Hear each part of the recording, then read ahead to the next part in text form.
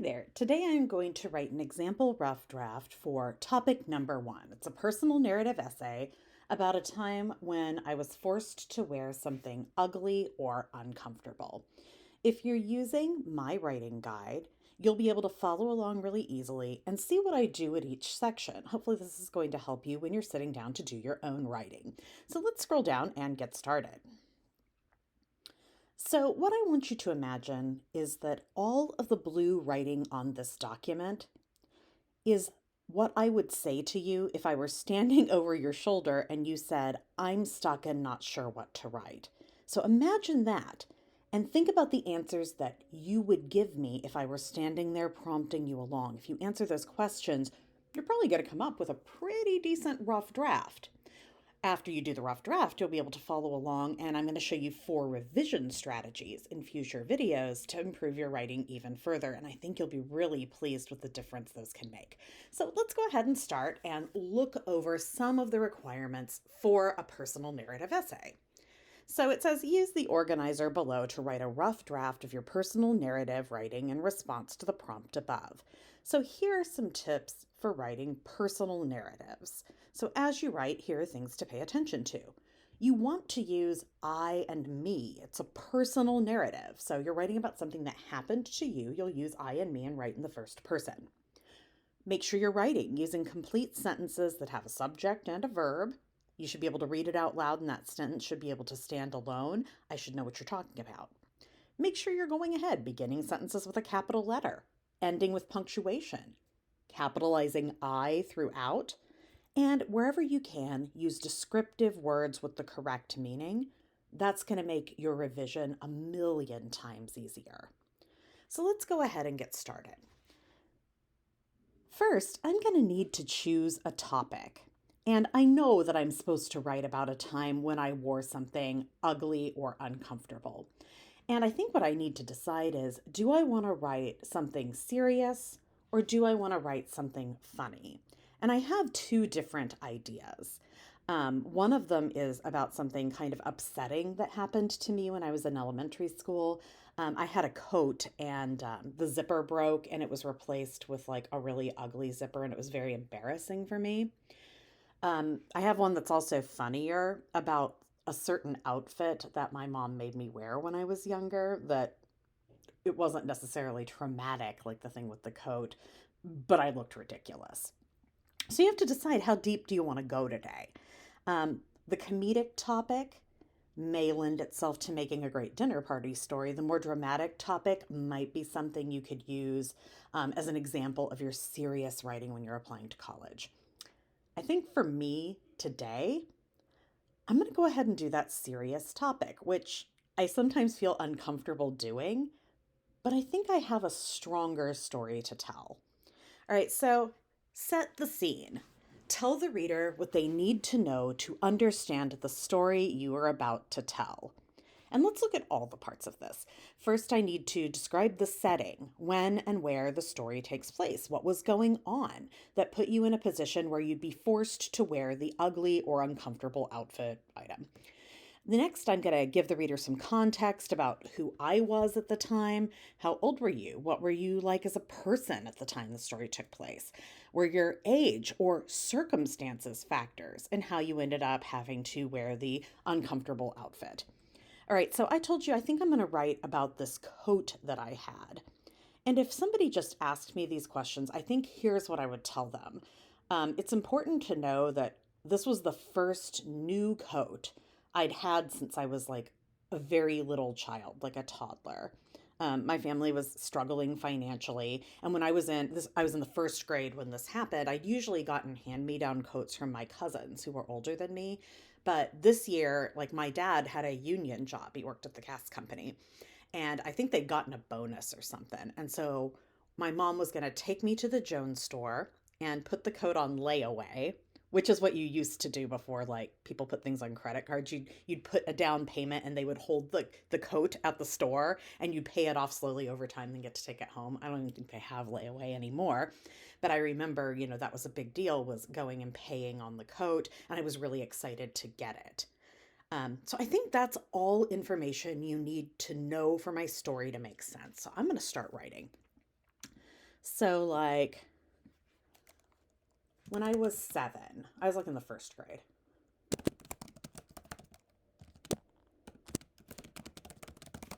Okay, so if you just read, when I was 7, I got a new coat, you'd probably be like, well, so what? I probably need to go ahead and explain why it was such a big deal. So this was a big deal. I hadn't ever had a new coat before. And remember, I told you I usually got hand-me-downs from my cousins, and they were nice things, but it's still not the same as getting something brand new.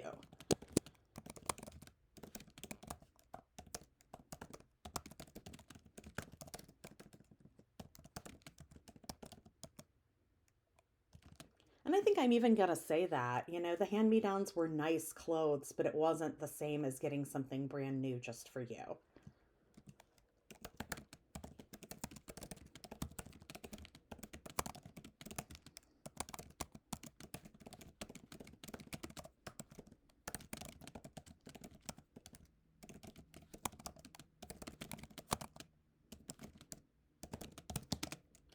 Okay, so let me see what I have so far. When I was 7, I got a new coat. This was a big deal for me. I had never had a new coat before. I always got hand-me-downs from my older cousins. Their clothes were nice, but it wasn't the same as getting to go to a store and pick out something brand new that was just for me. And I probably need to explain like why all of a sudden I could get this new coat. So, like that year, my dad got a bonus from the union at work. So there was a little extra money.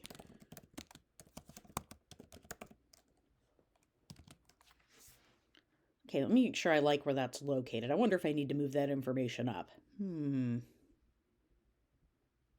I think it's okay where it is. I might change the order around later, but for now it's fine.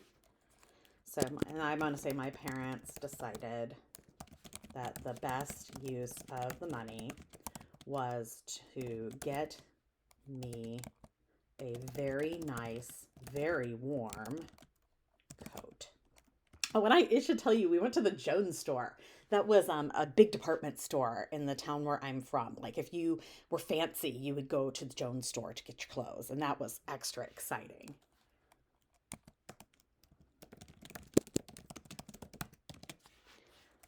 And so I even might want to say something about this was very exciting. I never got clothing from a department store. And I feel like maybe when I go to revise, I could probably describe like more about the store and going into it. But this is my rough draft. I want to get a skeleton down. So like, I think you should probably know there were some like rules for what coat I got to pick. So here were the 3 rules. And I feel like I need to start a new paragraph. So I'm going to start a new paragraph. So my parents set 3 ground rules for buying the new coat. And I feel like I can make a list here. Number 1, here was the number 1 rule. It had to be bought at least 2 sizes too big so it would fit for multiple years. Which, that's not a big deal to a kid. You can have a baggy coat, it doesn't matter. Number 2, the second thing that it had to be was it had to have a hood. And it was because the bus stop was cold and I had to wait out there for a long time.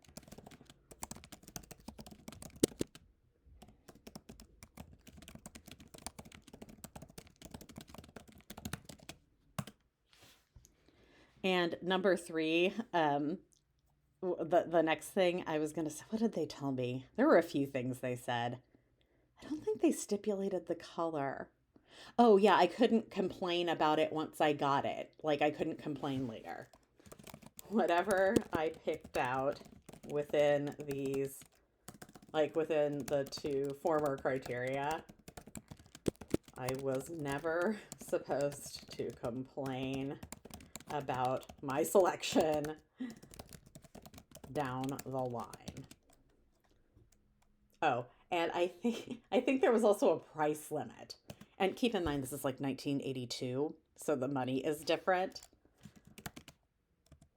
the coat.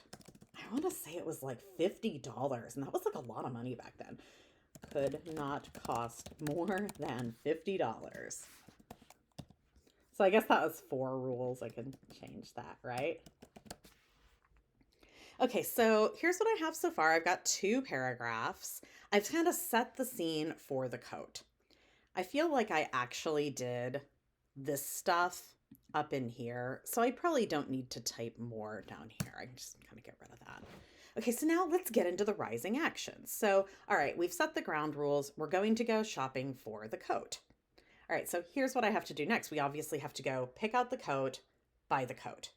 So, Mom took me to the Jones store, and I think it was in September when it was still warm outside.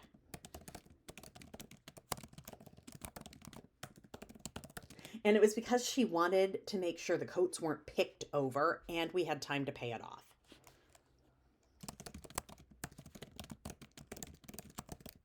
You know, this wasn't like now where you just order things on the internet. Like you had to go to the store and whatever they had was what there was. If you were lucky, the store that you went to didn't have the coat, but maybe there was another store in town and they would call around and find your size. Things are so different now. Okay, so she wanted to make sure the selection wasn't picked over. And she wanted to be sure we had time to put it on layaway and pay it off before the weather got cold. And I feel like I could really describe like going into the department store, but right now my goal is just to like get the basic story down. I can add some of those like really detailed stuff later. So like I tried on several coats. Like there was a bright purple one that my mom really liked, but I thought it was itchy. And I didn't like that one.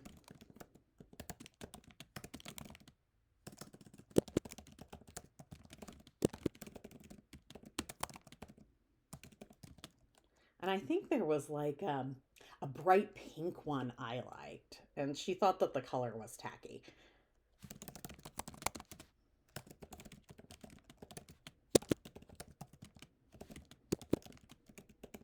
I think she thought it was too flashy, which is such a funny thing. Nobody would say that about a bright pink coat now.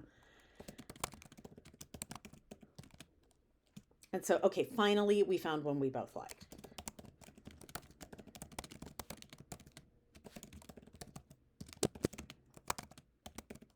It was mauve, which is like purple and pink mixed together. Maybe I should put that in case my reader doesn't know the color.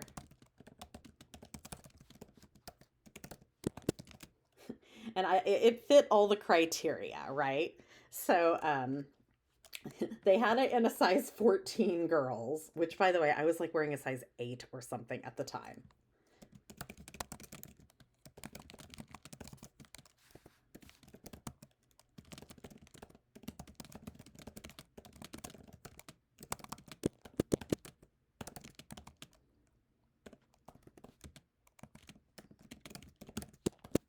Okay, so first off, they had the size. Second off, it had a hood.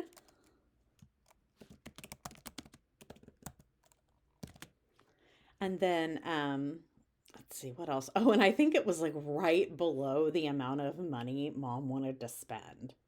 I mean, $50 back in 1982, that's like a couple of $100 now, so that's like kind of serious money. I'm going to intentionally use a fragment here.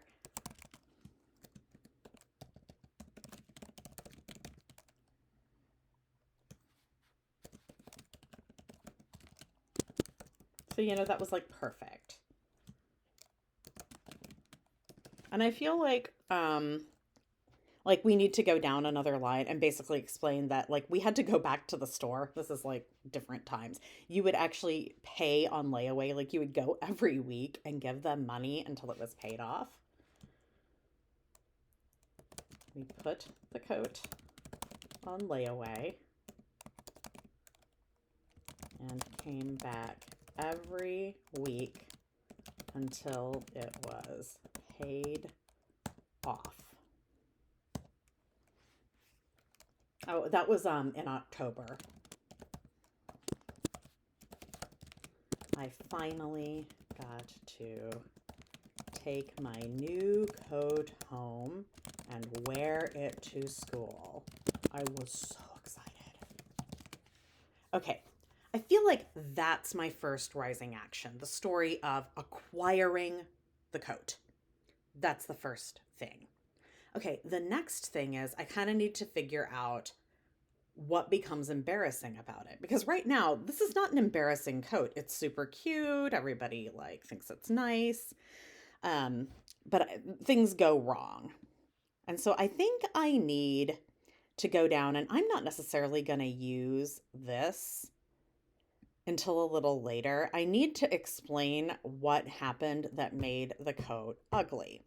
So everything was amazing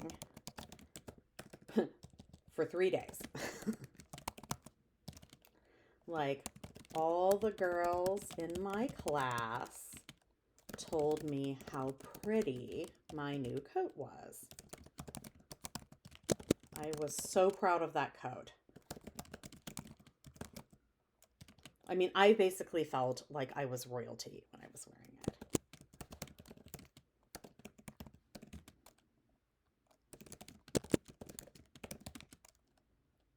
Okay, and now I'm getting to the point where something bad happens.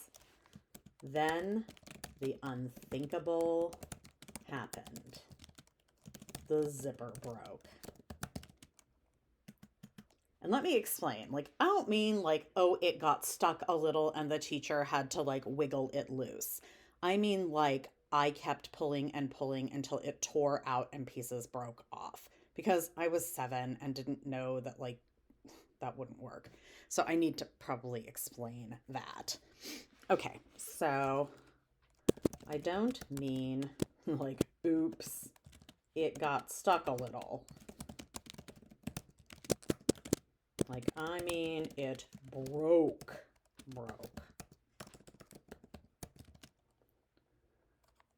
Like, the zipper got stuck. I kept pulling. Then I panicked.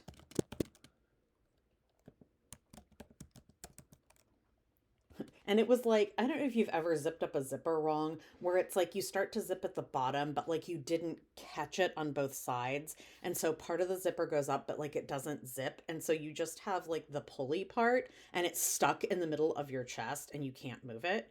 That's what happened. Then I panicked. I kept forcing the fob. I think that's what you call a little pulley part. Higher and higher until it stuck right in the middle of my chest.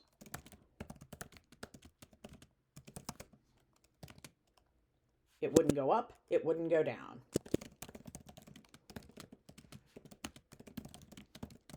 And I had a teacher, Mrs. Zimmer was my first grade teacher. She couldn't get it either.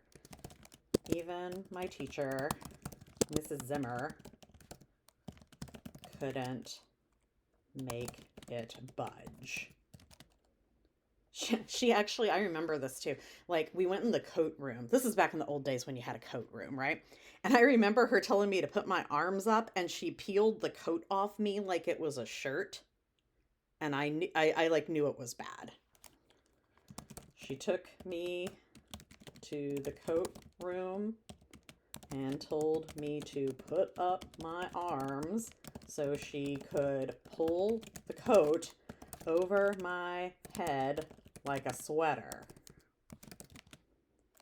I knew things were bad, but I was sure Mom would be able to fix it, because, you know, your mom can fix anything, right?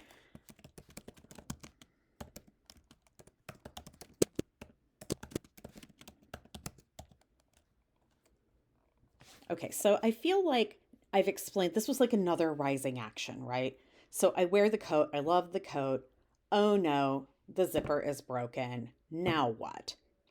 Okay, so I feel like I've got to go on to the next part of my story. And I ended up not quite following these questions, but that's okay. I feel like I'm telling a good story. And if I don't answer these questions and I answer different questions instead, that's still okay. So, for me, I think I'm just going to get rid of this and keep going, right? Okay, so now I get home that night. And this is what I like to do. I like to kind of tell my story verbally to someone and then write it down. So I get home and I show it to my mom, and she's like furious, right? About me being so irresponsible and not taking care of my things. And she tries like a bunch of things to unstick the zipper, but none of them work. And so it's clear that it's like seriously broken. Okay, when I showed mom,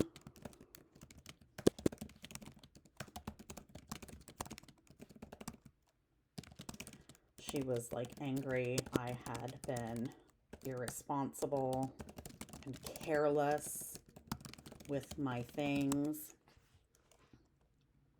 Um, yeah, she was really mad, which I get why, but I was pretty little. Um, she tried everything she could think of.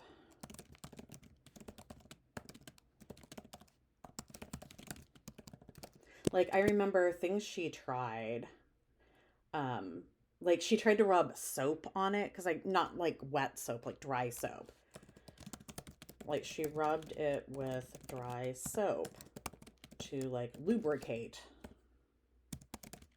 the track. It didn't work. I'm trying to think what else she tried. Like she tried like taking a paper clip and like bending it and like working the zipper down. That didn't work either.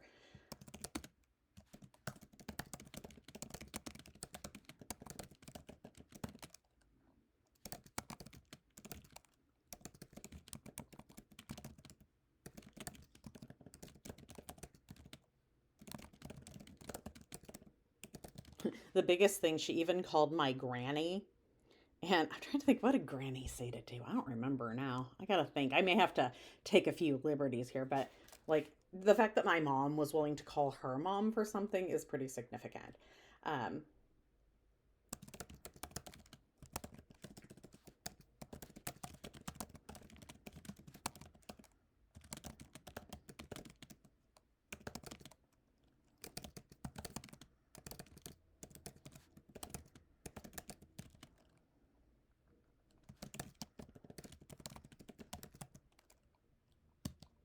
okay, so there's my next rising action. We try to fix the coat. We try all these things. It doesn't work. Okay, well, now what's going to happen? I have a broken coat. We obviously can't afford to get a new one. So my dad gets home from work later than my mother, and he looks at the coat and he's like, you know what we're going to do? We're going to take it to the tailor, like the place where they like tailor clothing and like do repairs. We're going to get a new zipper put in. And you know what? It'll be less expensive than buying a new coat, and it's going to be fine. So, like, I think by the time my dad got home, like, I was crying, mom was crying, everyone was crying.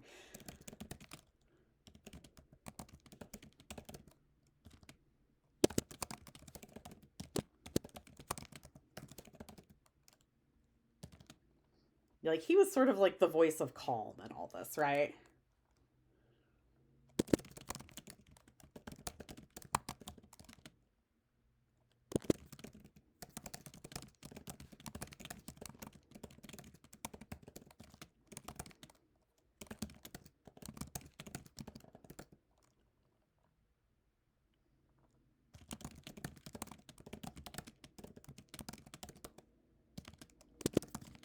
And it's like, yes, it would cost money to replace the zipper, but it would be cheaper than a new coat. I think I need to like explain that. Yes, a zipper repair would be expensive, but not nearly as expensive as a whole new coat. It seemed like the problem was solved. Like I felt this like intense relief.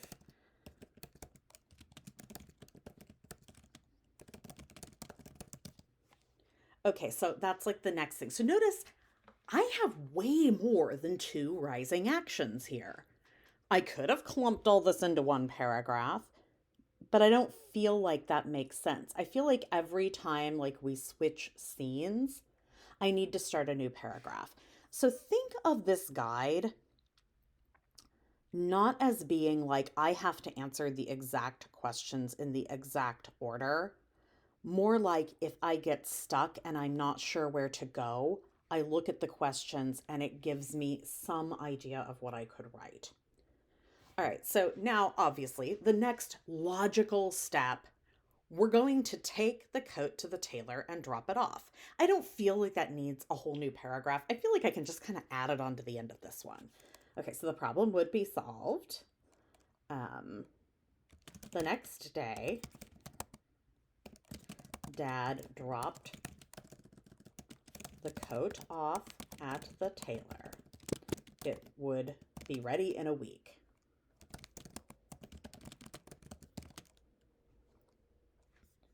I mean, times were so different. I think I just like was cold for a week and nobody even said anything. Like I went out to recess, my teacher didn't even say, "Why don't you have a coat?" I mean, it was just different times.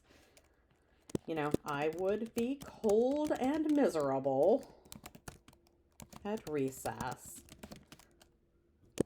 but I'd get my beautiful coat back.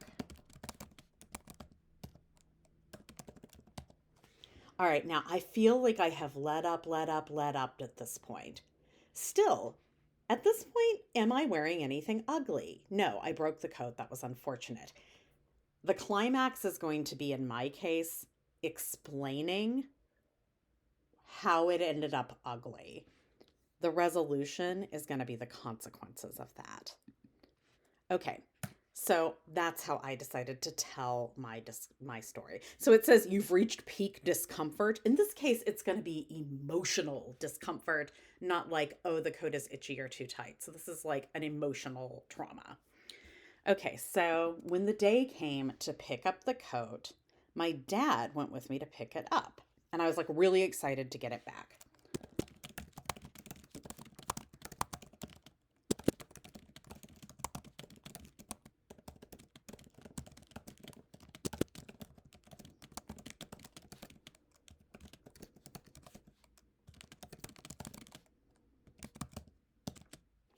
All right, this is when it goes sideways, y'all. This is my climax.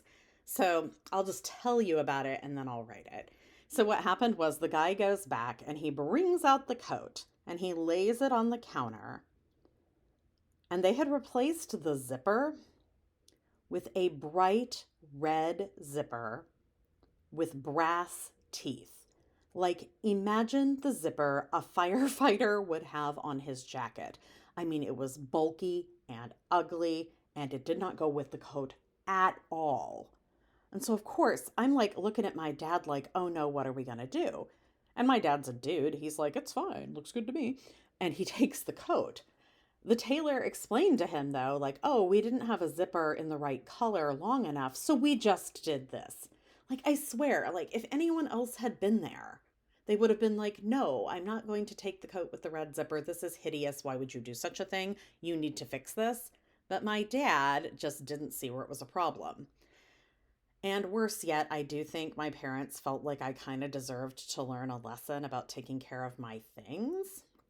And so they let it go. They were like, no, we're not going to fix it twice. And so I was stuck with the coat with the red zipper. And I'll get into what happens in my resolution. Like, how did that play out for me as a child at school? It was not good. Okay, so I couldn't wait to get my perfect new coat back. The tailor went into the back and brought out the coat. He laid it on the counter.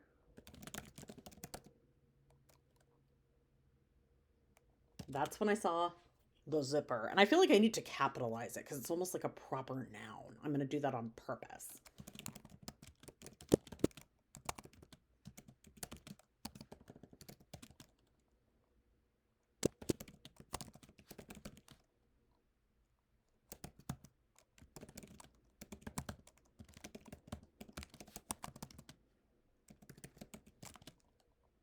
Oh, this is like the worst part. So, okay, it's hideous, it doesn't match. And my dad's like, look sturdy. And I think I wanted to probably die. My dad, not being the type of person who gave a lot of thought to fashion.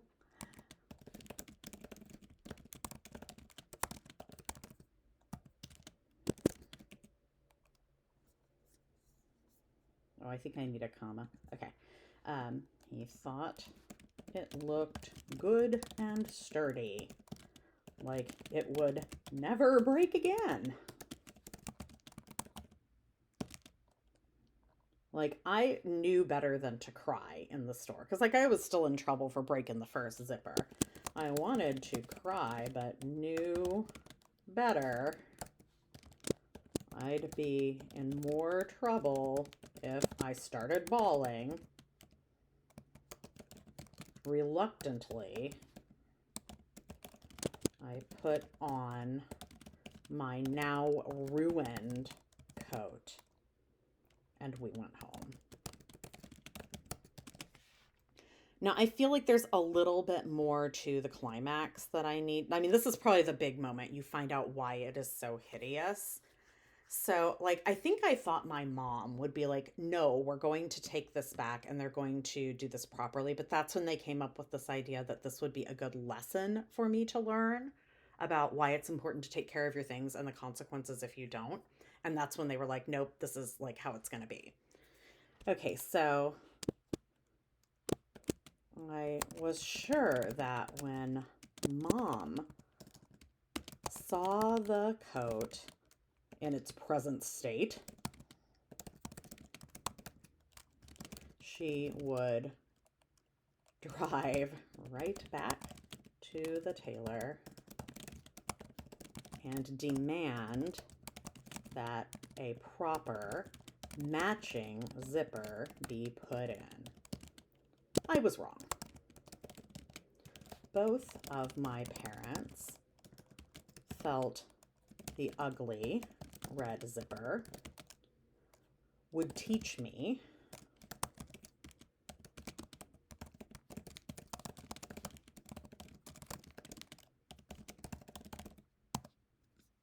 they thought it'd teach me about taking care of my belongings and the consequences for like what would happen if I didn't.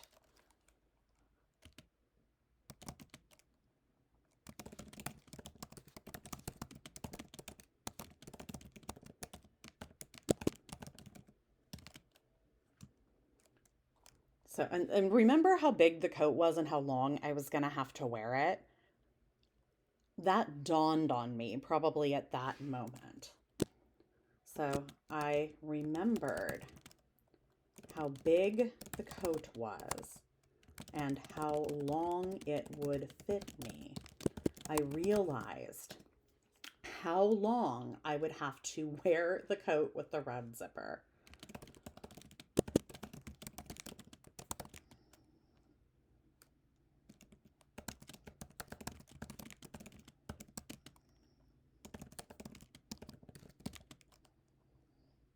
And I remember, like, I knew better than to have a tantrum. Like, I had the kind of parents that would, you'd get in a lot of trouble if you had a fit over something or even got upset. It was just different times. Like, you couldn't be upset about things. And so I knew better. I knew there would be no point in arguing or having a fit.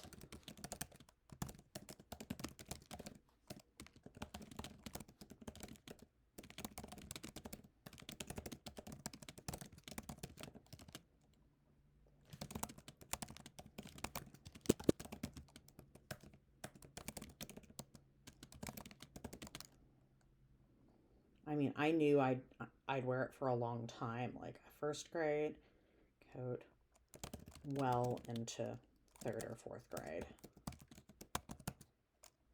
And like there was nothing I could do about it.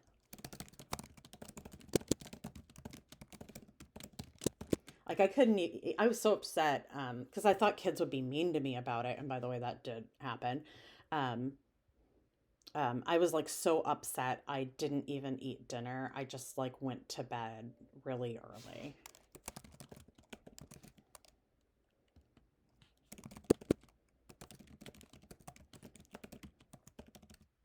I cried myself to sleep. Okay, so now that's like the big moment. The big reveal is what was so bad about the coat, what happened. Well, okay, we know about the zipper now. Let's go ahead and talk about the consequences of this. I don't know if you know anything about children, but they can be awfully hateful. I mean, I think I'm grateful that young people today, I think, are a little more kind. But in 1982, kids were mean and materialistic. So the next day, I wore my coat to school. Um, the teasing started as soon as I got on the school bus.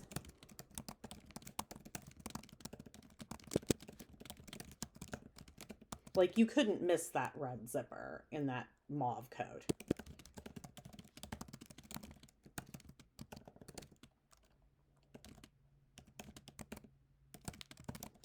You know, it might as well have been a flashing neon sign.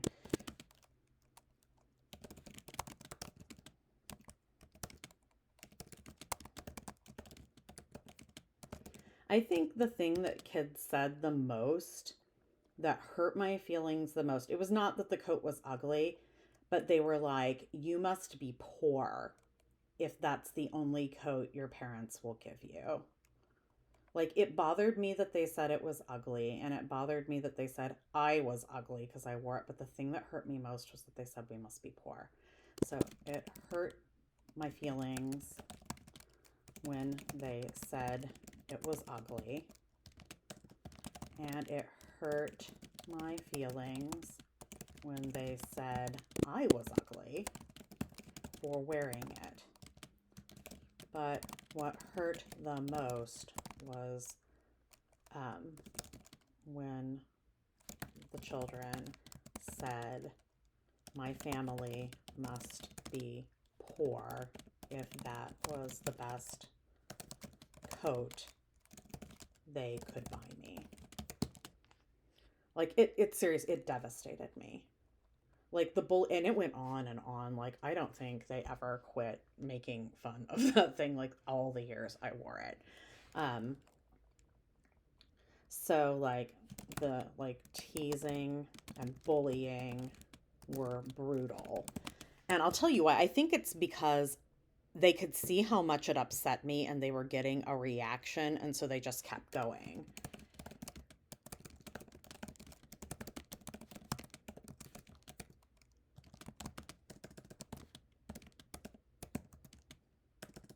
Yeah, it, like, fueled them to like, keep going with the cruelty.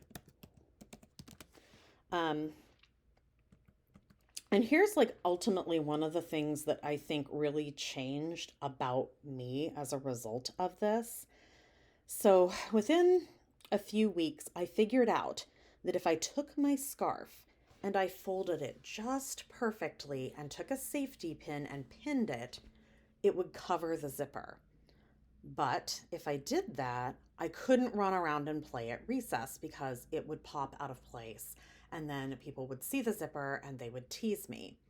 So, pretty much from that time on, I became kind of a loner at school. I would sit on the wall at recess and read a book and pretend that I didn't want to play, that I wanted to read my book, when really what I was doing was making sure they didn't remember about my red zipper and make fun of me again. And I think that had a pretty profound effect on my personality.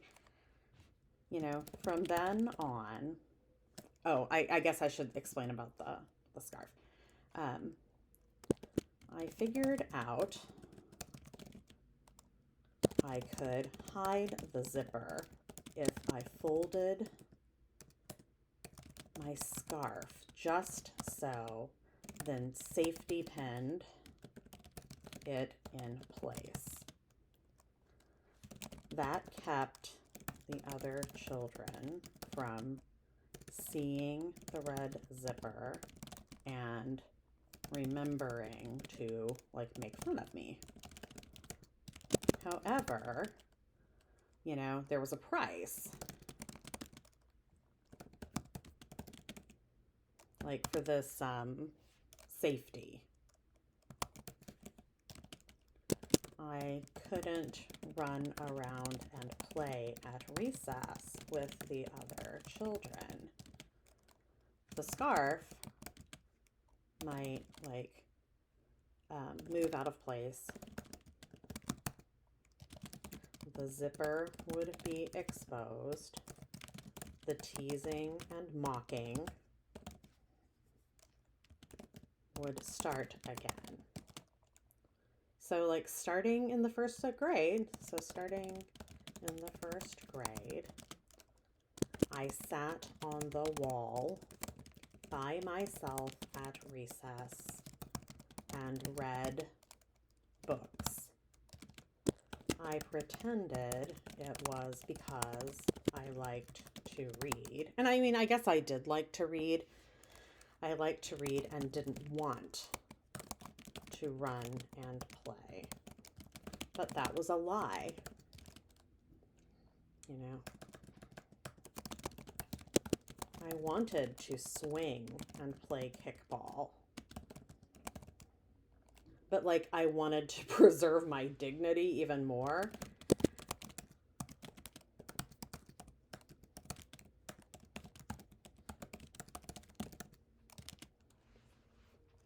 You know, I think this profoundly changed how I saw myself and how my peers perceived me. Who'd have thought that, right? Who'd have ever thought that something as simple and small as the zipper on a coat could so profoundly change how I felt about myself and how I was treated by my peers. So I'm kind of ending with a question, but I feel like that makes sense.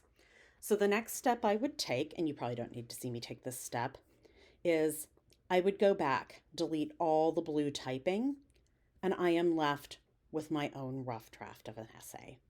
So that took me a little time to do, and I didn't follow the outline exactly. But there were times when I got stuck, and those questions were something I could fall back on to think, what should I write next? So now, if you haven't started already, get to work on your own rough draft.